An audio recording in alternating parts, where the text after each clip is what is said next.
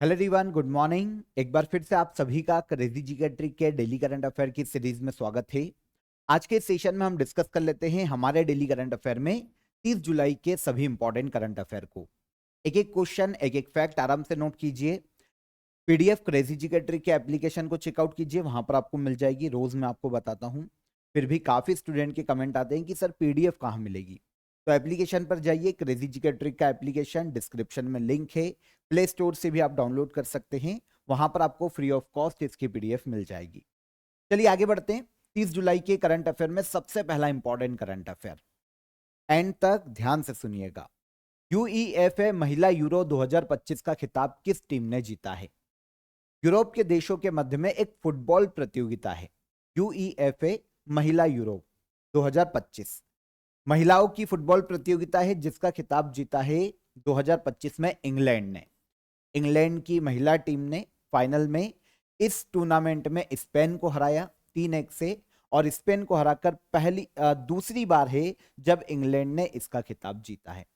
तो विनर हो जाते हैं यूईएफए विमेंस यूरो 2025 कप के इंग्लैंड, और रनर अप हो जाती है स्पेन की महिला फुटबॉल टीम। आयोजन कहां हुआ? तो आयोजन किया गया है स्विट्जरलैंड में।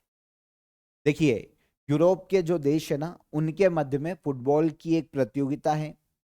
विमेंस फुटबॉल चैंपियनशिप के रूप में इसका आयोजन किया जाता है। महिलाओं की फुटबॉल टीम, यूरोप के जो देश है उनकी महिलाओं की फुटबॉल टीम यहां पर पार्टिसिपेट करती है। ठीक है, हर 4 साल में एक बार ही इसका आयोजन किया जाता है। 1982 में इसकी शुरुआत की गई थी। सबसे ज्यादा बार जर्मनी की महिला फुटबॉल टीम ने 8 बार इस फुटबॉल कप का खिताब जीता है।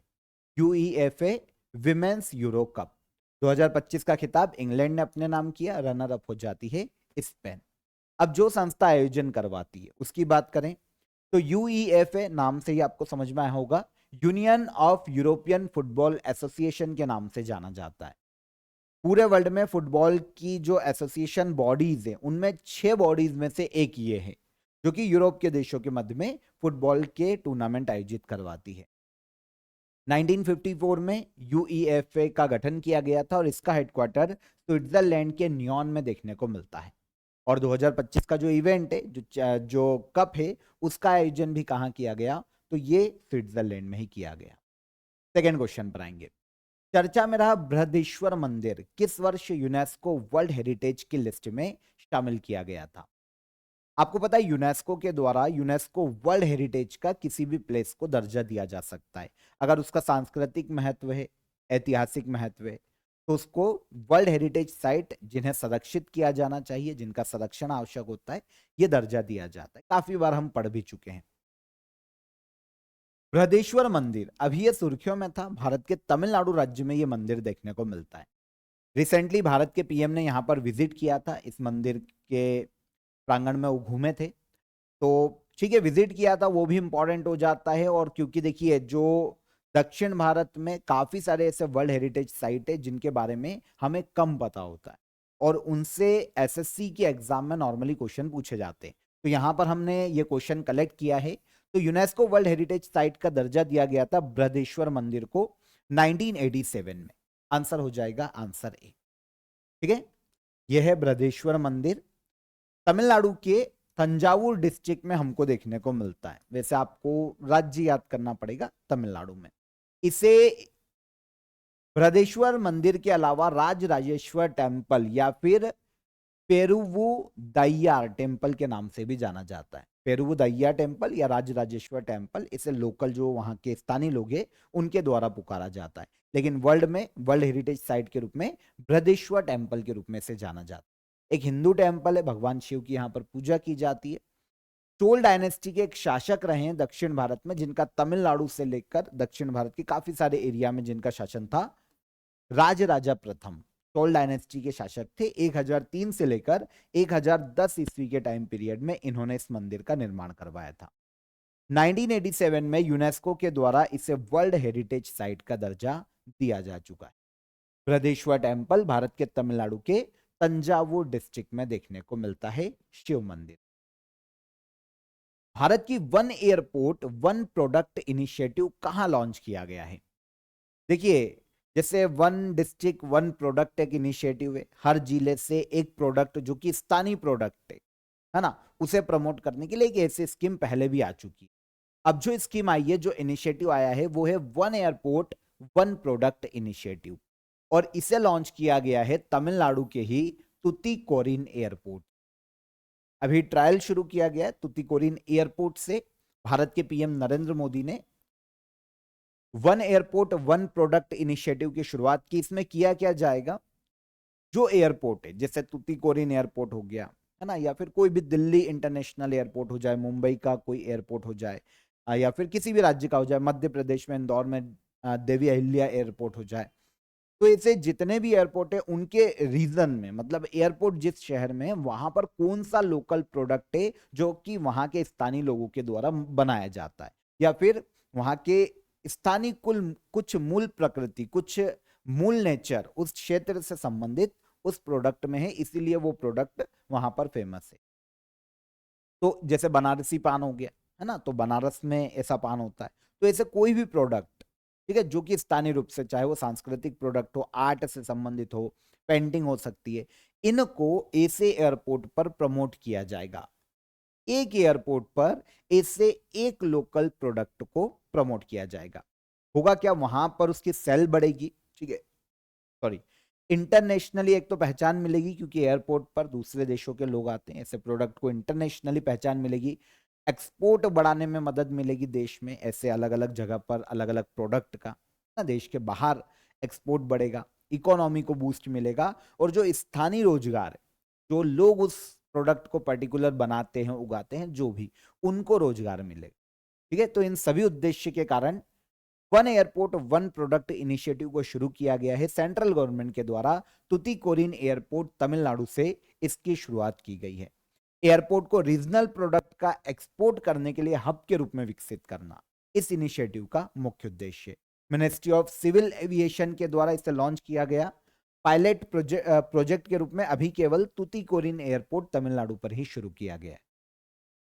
आगे चल के अगर ये सक्सेस हो जाता है तो इंडिया के अलग अलग एयरपोर्ट पर भी इस तरीके का इनिशिएटिव शुरू किया जाए, है ना। फायदे क्या होंगे ये आपको पता चल गया। स्टेप बाय स्टेप समझें कि कैसे इनिशिएटिव को लागू किया जाएगा।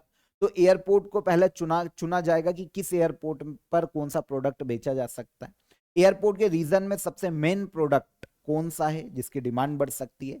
फिर एयरपोर्ट पर इंफ्रास्ट्रक्चर डेवलप किया जाएगा, कोल्ड स्टोरेज डेवलप किए जाएंगे, है ना, पैकेजिंग फैसिलिटी, और इस तरीके से उसे डेवलप किया जाएगा। फिर उस प्रोडक्ट को दुनिया भर में एक्सपोर्ट किया जाएगा। तो ये है one airport one product initiative, central का इनिशिएटिव है, अभी शुरू किया गया पहली बार। कहां पर, तुतीकोरिन एयरपोर्ट, कहां पर है, तमिलनाडु राज्य। ठीक है, आगे बढ़ने से पहले ऑफर ऑफ द डे आपको बता देता हूं। आप सभी जनवरी से लेकर दिसंबर 2025 तक के 1000 करंट अफेयर वन लाइनर यहां पर ज्वाइन कर सकते हैं विथ डिटेल एक्सप्लेनेशन। आपको पूरा कवर करवाया गया है, टॉपिक वाइज करंट अफेयर आपको यहां पर देखने को मिलेगा। आप इसकी पीडीएफ ज्वाइन कर सकते हैं काफी अफोर्डेबल प्राइस में। अभी के लिए अगर आप इसे ज्वाइन करते हैं तो आपको लास्ट 2 साल के करंट अफेयर के 1000 इंपॉर्टेंट क्वेश्चन, है ना, एमसीक्यूज फॉर्म में विद डिटेल यहां पर अवेलेबल है। ये आपको इसके साथ फ्री है, आप ज्वाइन कर सकते हैं। 1000 current affair one liner with detail PDF को डिस्क्रिप्शन में मैंने आपको इसकी लिंक दे दी है, वहां पर क्लिक करके आप डायरेक्ट इसे अवेल कीजिए। साथ ही साथ आपको मिल जाएंगे 1000 important MCQs current affair with detail. तो डिस्क्रिप्शन में लिंक है, आप वहां पर क्लिक करके अवेल कीजिए। इसके अलावा हेल्पलाइन नंबर आपके लिए रहता है, आप कॉल कर लीजिए, व्हाट्सअप कर दीजिए, हमारी जो सपोर्ट टीम है वो आपकी मदद कर देगी आपको अगर कोई भी हर्डल आता है। ठीक है, चलिए आगे बढ़े हम। अगला इंपॉर्टेंट क्वेश्चन है हमारा, विश्व मानव तस्करी विरोधी दिवस हर साल कब मनाया जाता है? World day against trafficking in persons हर साल कब मनाया जाता है? ये डे हर साल मनाया जाता है 30 जुलाई को, मतलब आज के दिन, विश्व मानव तस्करी विरोधी दिवस, world day against trafficking in person. पूरे वर्ल्ड में जो ह्यूमन ट्रैफिकिंग का नेटवर्क है ना, इलीगल एक्टिविटी है। ह्यूमन ट्रैफिकिंग मतलब लोगों को खरीदना बेचना, या फिर जो ऑर्गन होते हैं, बॉडी ऑर्गन, उनको खरीदना बेचना। तो इसका विरोध करने के लिए और इसके प्रति लोगों को अवेयर किया जा सके कि भाई ये एक इलीगल एक्टिविटी है, किसी प्रकार की इस इलीगल एक्टिविटी का जो ग्लोबल नेटवर्क है उसको हम तोड़ सकते हैं। इसके लिए जरूरी है कि हर व्यक्ति को इसके लिए अवेयर किया जा सके ह्यूमन ट्रैफिकिंग के प्रति। तो 30 जुलाई को हर साल world day against trafficking in persons के रूप में मनाया जाता है। यूनाइटेड नेशन ने 2013 में इसे अनाउंस किया गया था, लेकिन पहली बार यह मनाया गया 30 जुलाई 2014 को। पहली बार 30 जुलाई 2014 को यह मनाया गया। 2025 की थीम की बात करें तो human trafficking in organised crime and the exploitation. 2025 में world day against trafficking in persons की थीम है।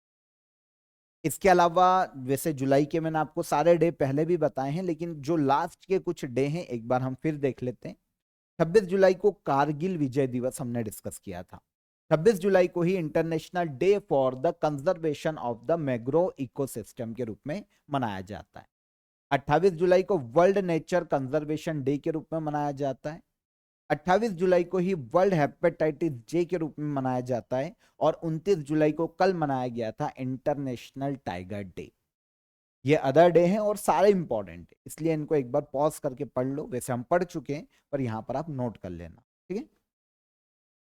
भारत की प्रलय मिसाइल किसके द्वारा विकसित की गई है? प्रलय मिसाइल को डेवलप करने का श्रेय दिया जाता है डीआरडीओ को, defence research and development organisation. DRDO की एक लेबोरेटरी है, वैसे उसने डेवलप किया, लेकिन डीआरडीओ ही मेन संस्था है, तो डीआरडीओ ने इसे डेवलप किया। डीआरडीओ के द्वारा अभी प्रलय मिसाइल का लगातार 2 दिन सक्सेसफुली ट्रायल किया गया है, ठीक है। टेस्ट किया गया था ओडिशा में doctor APJ Abdul Kalam island पर, जो चांदीपुर हमारा फायरिंग रेंज है, यहां पर इसका सफलतापूर्वक परीक्षण किया गया। लगातार 2 दिन टेस्ट जो किया गया प्रलय मिसाइल का, उसमें इसकी मैक्सिमम और मिनिमम रेंज को टेस्ट किया गया, कितनी कम दूरी पर हम फायर कर सकते हैं और कितनी अधिकतम दूरी पर हम फायर कर सकते हैं। पूरी तरीके से स्वदेशी रूप से निर्मित मिसाइल है, डीआरडीओ की लेबोरेटरी ने बनाई है। क्वाजी बैलिस्टिक मिसाइल है। क्वाजी बैलिस्टिक मिसाइल मतलब बैलिस्टिक मिसाइल और क्रूज मिसाइल, दोनों के गुण आपको इस मिसाइल में देखने को मिलेंगे।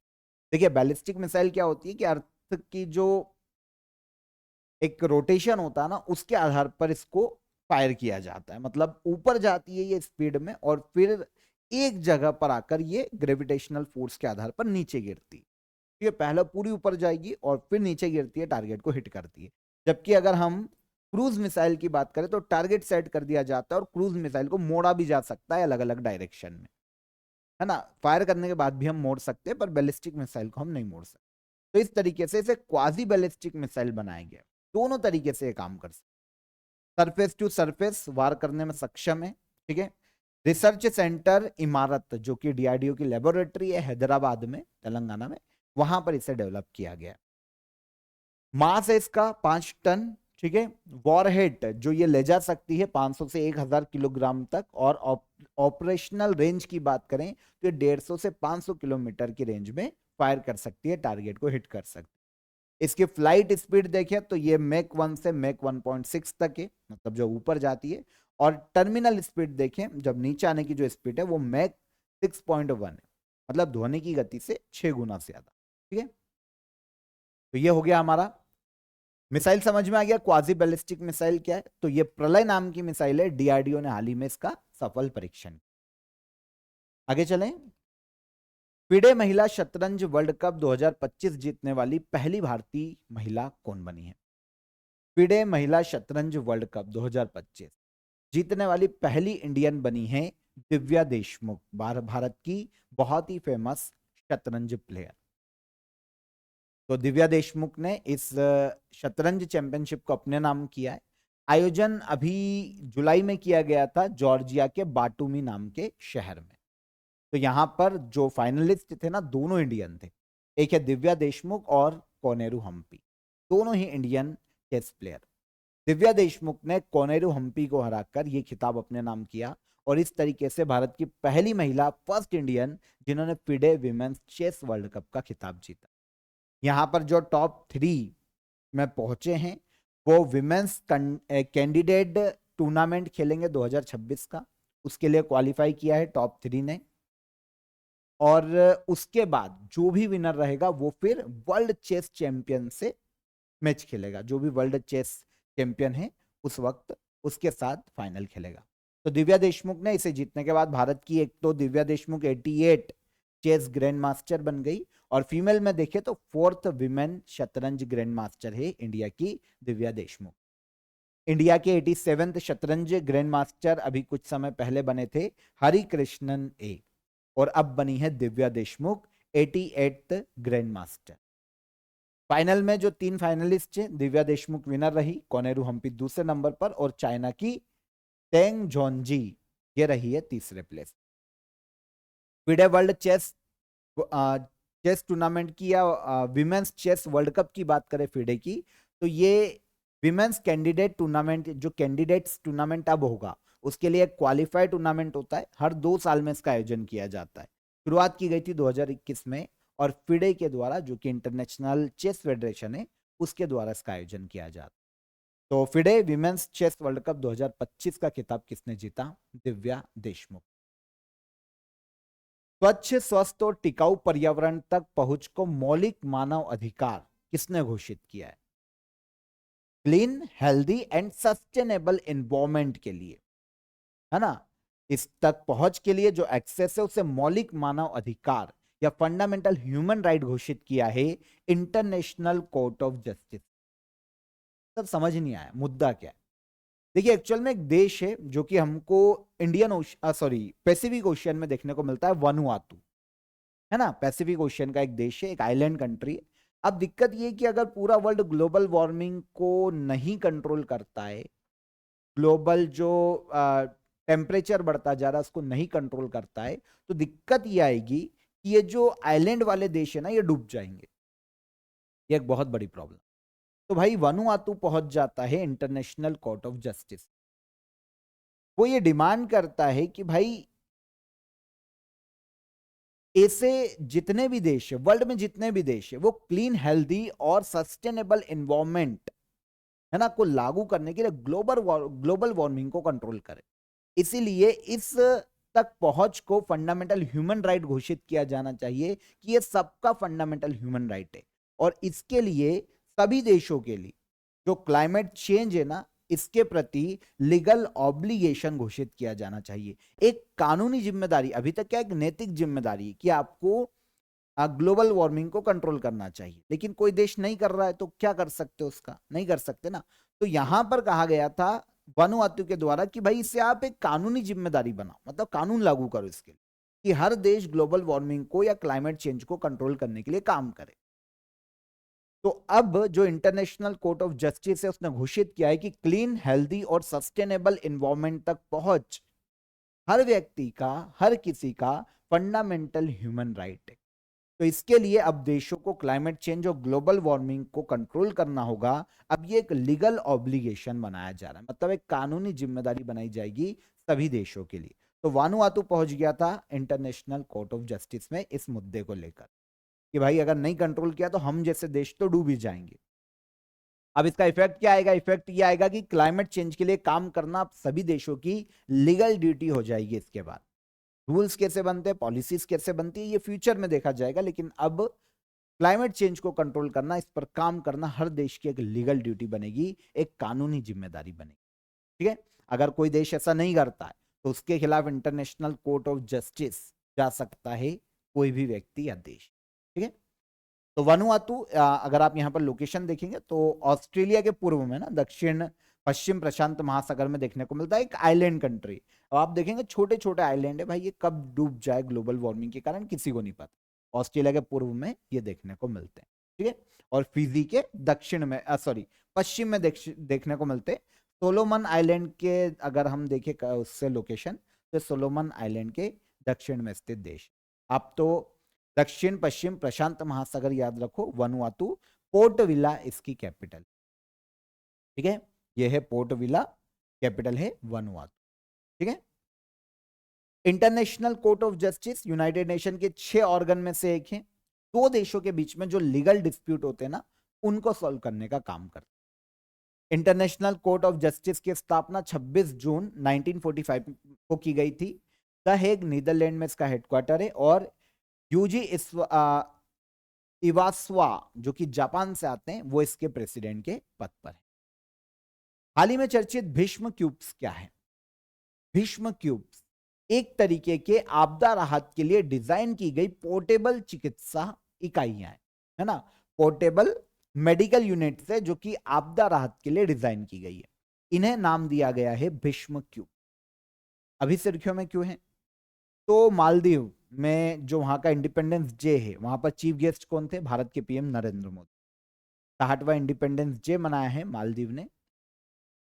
तो वहां पर भारत के द्वारा मालदीव को 2 भीष्म क्यूब गिफ्ट में दिए गए।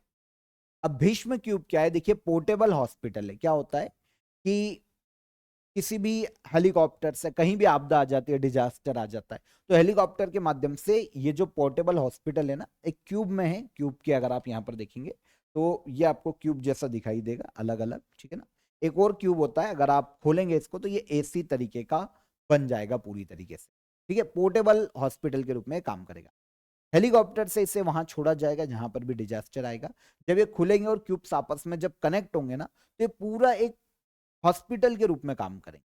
हॉस्पिटल के इसमें क्या क्या होगा? हॉस्पिटल में मिनी आईसीयू भी है, ऑपरेशन थिएटर भी बनाया गया है, ब्लड टेस्ट डिवाइस है, एक्सरे स्ट्रेचेस के लिए मेडिसिन है, फूड सप्लाईज है। सारी चीजें जो एक हॉस्पिटल में होती है वो यहाँ पर मिल जाए। तो ये दुनिया का पहला स्वदेशी पोर्टेबल हॉस्पिटल है जो कि इंडिया ने बनाया, और इसको नाम दिया था भीष्म क्यूब। ओके, तो भारत सरकार ने इसे डेवलप किया था आरोग्य मैत्री प्रोजेक्ट के तहत। आरोग्य मैत्री प्रोजेक्ट के तहत प्रोजेक्ट भीष्म लाया गया और इसके तहत भीष्म क्यूब को डेवलप किया गया। आरोग्य मैत्री प्रोजेक्ट 2024 में लॉन्च किया गया था। इसका उद्देश्य है पूरी दुनिया में अगर डिजास्टर आते हैं तो उस कंडीशन में मानवीय सहायता भेजी जा सके। तो डिजास्टर में ये जो भीष्म क्यूब है वो काम कर सकता है। हेलीकॉप्टर से कहीं भी डिप्लॉय किया जा सकता है। छोटा हॉस्पिटल है, 10 से 15 बेसिक सर्जरीज की जा सकती है इस हॉस्पिटल में। क्यूब्स को जोड़कर 12 मिनट में इसे यूज किया जा सकता है ना। हर क्यूब का वेट 20 किलोग्राम से भी कम होता है। तो क्यूब उठाए, सबको जोड़ा, खोला, पूरे टेंट जैसा तैयार हो गया हॉस्पिटल, और उसमें सारी फैसिलिटी मिल जाएगी। वीर परिवार सहायता योजना 2025 किसके द्वारा शुरू की गई है? वीर परिवार सहायता योजना, इसे लॉन्च करने का श्रेय दिया जाता है नेशनल लीगल सर्विस अथॉरिटी को। वीर परिवार सहायता योजना उद्देश्य क्या है? अच्छा, लॉन्च किसने करी? नेशनल लीगल सर्विस अथॉरिटी ने। इसका उद्देश्य कि ऐसे जितने भी लोग हैं जो कि डिफेंस के सेक्टर में काम करते हैं, डिफेंस में काम करने वाले लोग हैं, उनकी फैमिली को फ्री में लीगल सहायता प्रोवाइड की जाए। जो सर्विंग सोल्जर्स हैं हमारे, जो अभी सेना में जो दे रहे हैं अपनी सर्विस, उनका, एक्स सर्विसमैन है अगर डिफेंस सेक्टर में, पैरामिलिट्री फोर्सेस में कोई है या रहा है, और इन सब की फैमिली, अगर इनको कोई लीगल सहायता चाहिए, जैसे कानून में कोर्ट कचहरी का कुछ मामला हो गया, वकील करना है, पैसा नहीं है, तो फ्री में लीगल सहायता मिल जाएगी नेशनल लीगल सर्विस अथॉरिटी की तरफ से वीर परिवार सहायता योजना के तहत। ये पहली बार है जब डिफेंस के जो लोग हैं उनकी फैमिलीज है, उनके लिए ऐसी किसी स्कीम को लॉन्च किया गया है। तो नेशनल लीगल सर्विस अथॉरिटी ने इसे लॉन्च किया। डिस्ट्रिक्ट, स्टेट और सेंट्रल लेवल पर सैनिक बोर्ड होते हैं हर जगह पर। बोर्ड सैनिक को वेलफेयर के लिए बनाए जाते हैं। जो बोर्ड बने वो सैनिक के वेलफेयर के लिए। अब इस बोर्ड से ही सैनिक या उसकी फैमिली के लोगों को फ्री में कानूनी सहायता भी दी जा सकेगी इस योजना के तहत। अब यहां पर नेशनल लीगल सर्विस अथॉरिटी जिसने योजना को लागू किया, एक स्टेचुरी बॉडी है, मतलब पार्लियामेंट में एक प्रॉपर एक्ट के माध्यम से नेशनल लीगल सर्विस अथॉरिटी का निर्माण किया गया है। इसका उद्देश्य देश में जो कमजोर वर्ग के लोग हैं, जो कि वकील अफोर्ड नहीं कर सकते, कानूनी सहायता जिनको कुछ भी उनको चाहिए वो अफोर्ड ही नहीं कर सकते, है ना, पुलिस थाने के चक्कर काटने में भी डरते हैं, जाने में डरते हैं, और कोर्ट कचहरी तो बिल्कुल बहुत ही मुश्किल है क्योंकि वकील की फीस भी नहीं है। तो ऐसे कमजोर लोगों को लीगल एडवाइस देना और लोक अदालतों को लगाना, ये काम होता है नेशनल लीगल सर्विस अथॉरिटी। इस संस्था के जो मुख्य अध्यक्ष होते हैं ना, वो हमेशा चीफ जस्टिस ऑफ इंडिया होते हैं। तो वर्तमान में भारत के चीफ जस्टिस ऑफ इंडिया कौन है? गवई। तो गवई जी वर्तमान में चीफ जस्टिस ऑफ इंडिया है, इस संस्था के प्रमुख है। और इस संस्था के एग्जीक्यूटिव चेयरमैन होते हैं सुप्रीम कोर्ट के दूसरे सबसे बड़े जज, सीनियरिटी के आधार पर। यह है वर्तमान में जस्टिस सूर्यकांत। इस संस्था की स्थापना जो नेशनल लीगल सर्विस अथॉरिटी है, इसकी स्थापना के लिए जो एक्ट लाया गया था वो लीगल सर्विस अथॉरिटी एक्ट है 1987 का, और इसके माध्यम से संस्था की स्थापना हुई थी 9 नवंबर 1995। लास्ट क्वेश्चन, गोपाल वन विहार गोपाल वन पहल या इनिशिएटिव किस राज्य में शुरू किया गया है? गोपाल वन इनिशिएटिव को शुरू किया गया है उत्तर प्रदेश राज्य में। उद्देश्य क्या है? उत्तर प्रदेश में जो काउ वेलफेयर है, जो काउ शेल्टर्स है, उनमें फॉरेस्ट कवर को बढ़ावा देना। देखिए क्या होगा, जो काउ शेल्टर है ना, उनके चारों ओर ऐसे पौधे लगाए जाएंगे जो कि काउ के खाने के लिए काम आते, गायों के खाने के लिए काम आते। ठीक है, तो फोडर प्लांट्स यहां पर लगाए जाएंगे इस काउ शेल्टर के चारों ओर, ताकि जो गाय हैं, जो गोवंश है, उनके लिए फॉरेस्ट मिल पाए, उनके चारण के लिए, गोचारण के लिए। तो भगवान श्री कृष्ण के नाम पर, क्योंकि वो वृंदावन मथुरा यहां से है, तो उत्तर प्रदेश सरकार ने शुरू की है गोपाल वन इनिशिएटिव। उद्देश्य समझ में आ गया? यूपी में 7,608 काउ शेल्टर वर्तमान में देखने को मिलते हैं। ठीक है, तो इनके आसपास ये पौधारोपण किया जाएगा। इससे क्या होगा कि ग्रीनरी भी इंक्रीज होगी और पशुओं के खाने के लिए भी जो प्रॉब्लम है उनकी चारण की, वो भी सॉल्व हो जाएगी, क्योंकि काउ शेल्टर या वेलफेयर के आसपास ही ऐसे पौधों को लगाया जाएगा। तो उत्तर प्रदेश गवर्नमेंट की स्कीम है गोपाल वन इनिशिएटिव। डन। तो यहां पर 30 जुलाई के हमारे सभी करंट अफेयर हो जाते हैं, डिटेल में हमने डिस्कस कर लिया इनको। अब हम चलते हैं हमारी एग्जाम बूस्टर पर।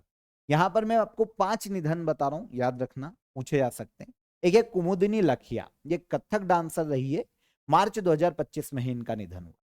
एक Naveen Chawla, former chief election commissioner रहे, मुख्य निर्वाचन आयुक्त नवीन चावला, इनका भी अभी निधन हुआ है 79 वर्ष की आयु में। कोटा श्रीनिवास राव, तेलुगु एक्टर है, इनका 83 वर्ष की आयु में अभी निधन हुआ था, जुलाई में ही। पी सरोजा देवी, इंडियन एक्ट्रेस है, इनका भी जुलाई में ही निधन हुआ है। तेलुगु, तमिल, हिंदी काफी मूवीज में इन्होंने काम किया। और डॉक्टर मनमोहन सिंह, इनका निधन हुआ था लास्ट ईयर दिसंबर 2024, 26 दिसंबर। भारत के पूर्व पीएम रह चुके हैं, है ना, 92 वर्ष की आयु में डॉक्टर मनमोहन सिंह का भी निधन हुआ। तो यहां पर ये 5 ऑर्बिटरीज किस क्षेत्र से हैं सारे लोग, इनको याद रखिए, ये पूछा जा सकता है। अब हम चलते हैं लास्ट डे के करंट अफेयर के रिवीजन पर। हाल ही में चर्चित चोला दर्रा किसे आपस में जोड़ता है? तो ये सिक्किम और तिब्बत, इनको आपस में जोड़ता है, भारत का सिक्किम और तिब्बत को आपस में। विश्व जूनियर स्क्वैश चैंपियनशिप 2025 में भारत के अनाहत सिंह ने कौन सा मेडल जीता है? तो इन्होंने जीता है ब्रॉन्ज मेडल। 27 जुलाई को सीआरपीएफ ने अपना कौन सा स्थापना दिवस मनाया? तो सीआरपीएफ का 87th फाउंडेशन डे था 27 जुलाई को। इंटरनेशनल टाइगर डे हर साल कब मनाया जाता? तो यह मनाया जाता है 29 जुलाई को। विश्व समर वर्ल्ड यूनिवर्सिटी गेम्स 2025 में भारत ने कुल कितने मेडल जीते हैं? तो इंडिया ने टोटल जीते हैं 12 मेडल। सफाई कर्मचारियों के सामाजिक आर्थिक उत्थान के उद्देश्य से सफाई कर्मचारी आयोग का गठन किस राज्य में किया जाएगा? तो ये गठन किया जाएगा भारत के बिहार राज्य में। भारतीय सेना द्वारा ड्रोन प्रहार अभ्यास कहां आयोजित किया गया? म्यांमार सीमा के पास, अरुणाचल प्रदेश राज्य में। भारतीय सेना ने किन 2 नई यूनिट की घोषणा की है? तो रुद्र और भैरव। भारत की पहली आर्टिफिशियल इंटेलिजेंस पावर्ड आंगनवाड़ी किस राज्य में शुरू की गई? तो यह शुरू की गई महाराष्ट्र में। और भारतीय सेना द्वारा ऑपरेशन महादेव कहां चलाया गया? ऑपरेशन महादेव चलाया गया भारत के जम्मू कश्मीर यूनियन टेरिटरी। ठीक है, तो ये हो जाते हैं हमारे कल के करंट अफेयर के सारे क्वेश्चन, एमसीक्यूज, रिवीजन। अब हमारे क्वेश्चन ऑफ द डे के आंसर। पाक स्टेट किन 2 देशों के बीच में स्थित है? तो ये दक्षिण में देखने को मिलता है, इंडिया और श्रीलंका के मध्य में। भारत का दूसरा सबसे बड़ा नदी बेसिन कौन सा है?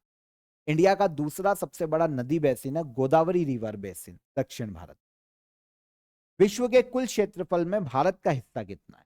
वर्ल्ड की जो टोटल क्षेत्रफल है, एरिया है, उसमें इंडिया का कंट्रीब्यूशन देखने को मिलता है 2.4%।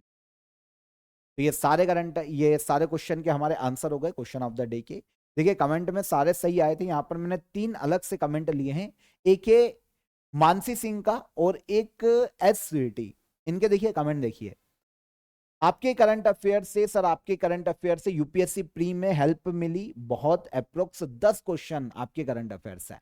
इसलिए मैं आपको बोलता हूं डेली करंट अफेयर को रोज फॉलो कीजिए, सारी एग्जाम में आपको करंट अफेयर यहीं से देखने को मिलेंगे। अब देखिए एग्जाम दिए, मे बी प्री क्वालिफाई हो जाए तो बिल्कुल हो जाएगी प्री क्वालिफाई। अगर आप इतना डेडिकेशन दिखाएंगे बिल्कुल आपकी प्री 10 क्वेश्चन सिर्फ करंट अफेयर्स और वो भी सही करके आना बहुत ही इंपॉर्टेंट हो जाता है। ठीक है, best of luck Mansi Singh, रोज फॉलो कीजिए आप इस करंट अफेयर को। एससीईटी का भी कुछ इसी तरीके का कमेंट है, सर आपने जो करंट अफेयर कराया है वो कल यूपीएससी के प्री में आया था ज्यादातर, तो ज्यादातर क्वेश्चन हमारे डेली करंट अफेयर। आप सभी को बेस्ट ऑफ लक और आप सब कंटिन्यू करिए और डेली करंट अफेयर को वॉच कीजिए। छोटा सा वीडियो होता है, रोज देखिए क्योंकि क्वेश्चन आपको वहीं से पूछे जाने वाले, जो डिटेल में आपको बताता हूं वहीं से आपको पूछा जाएगा। एक है शांतनु रावत, इन्होंने कहा है कि सर 18 तारीख को बिहार दरोगा एक्सेस का एग्जाम दिया था, 28 क्वेश्चन थे, आई थिंक 27 या 28 क्वेश्चन थे, तो उसमें से 24 आपके करंट अफेयर से आए थे, ये ऐसा कहना चाहते। तो आप देखिए सारी एग्जाम में, चाहे वो स्टेट की एग्जाम हो, सेंट्रल की एग्जाम हो, यूपीएससी हो, पीएससी हो, सारी एग्जाम में करंट अफेयर यहीं से पूछा जा रहा है, इसलिए रोज फॉलो कीजिए। अब हम चलते हैं आज के क्वेश्चन ऑफ द डे, आपको बता देता हूं। केन बेतवा लिंक परियोजना किस राज्य में स्थित है? पहला क्वेश्चन। हेपेटाइटिस में कौन सा शरीर का अंग प्रभावित होता है? और सुभाष चंद्र बोस इंटरनेशनल एयरपोर्ट किस राज्य में स्थित है? तीनों क्वेश्चन इंपॉर्टेंट है, कमेंट में आंसर जरूर कीजिएगा। सेशन कैसा लगा ये भी बताइए, सेशन पसंद आया हो तो वीडियो को लाइक और शेयर करिए, चैनल पर पहली बार आए हैं तो चैनल को सब्सक्राइब कर लीजिए। कल फिर मुलाकात करेंगे नेक्स्ट डे के करंट अफेयर में, तब तक ख्याल रखिए अपना। जय हिंद, जय भारत।